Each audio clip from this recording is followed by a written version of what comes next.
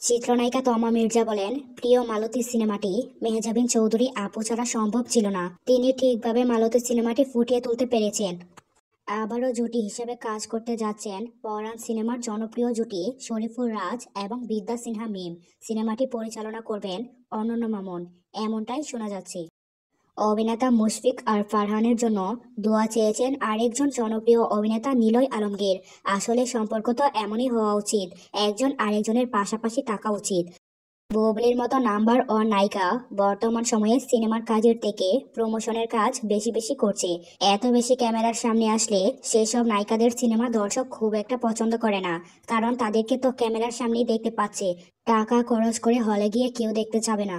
শুধুমাত্র তাহসানকে বিয়ে করার জন্য 9 বছরের প্রেম থেকে সরে এসেছেন রোজা। এতদিনের প্রেমের সম্পর্ক মুহূর্তেই ভুলে গেছেন রোজা, এমনটাই বলছেন তার সাবেক প্রেমিক। ইদিকা পাল এবং দেবের কিশোরী গানটি পুরো দেশ জুড়ে আলোচনার শীর্ষে রয়েছেন। এই গানটি এখন টিকটক, ইউটিউব এবং ফেসবুকে ট্রেন্ডিংয়ে রয়েছেন। ইদিকা পাল আসলেই ভাগ্যবতী। মাত্র দুটো সিনেমা করেই এপার বাংলা এবং ওপার বাংলা দুই দেশে সমানভাবে জনপ্রিয়তা অর্জন করেছে। ছেলে জয়কে পড়াশোনার জন্য বিদেশে পাঠানোর সিদ্ধান্ত থেকে সরে এসেছেন অপু বিশ্বাস এবং শাকিব খান।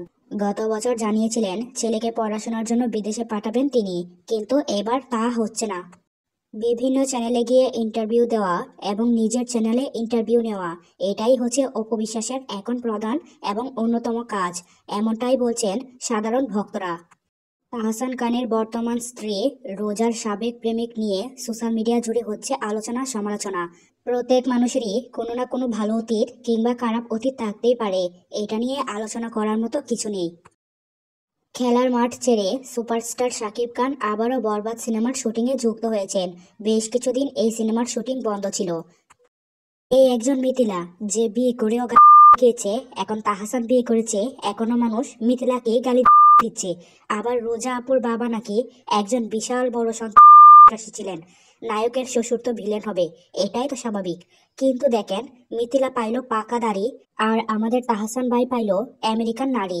এবার দেখি পোলাপাইন রোজা আপুর হিস্টোরি বের করতে গিয়ে মানজিয়া আপুরে এক্সপ্লোজ করে দিতেছে। মানজিয়াকে চিনছেননি? আপনাদের পছন্দের আরএস ফাহিম ভাইয়ের বউ। অভিনেতা জিয়াউল রোশন বলেন, সাকিব ভাই আমাদের গ্লোবাল সুপারস্টার। তুফানের মতো গল্প পেলে আমিও নিজেকে প্রমাণ করতে পারবো, অবশ্যই।